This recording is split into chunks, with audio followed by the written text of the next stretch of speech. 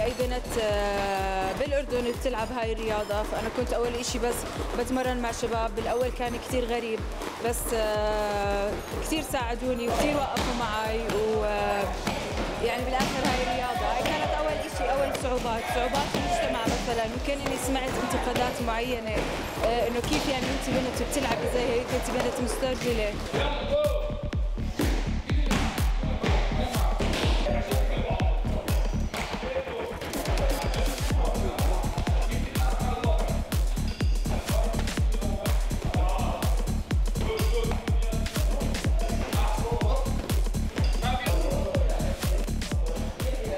أبوي صراحة كان ملاكم عمر صغير، وهو دائما كان يحمسني على الرياضات القتالية. يعني شافني لما شافني قاعدة عم بتمرن وصرت أنزل بطولات وأحب هذا الإشي، صار يحمسني يعني هو وأهلي كثير.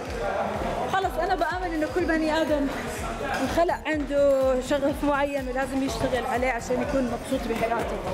أنا هاي سعادتي.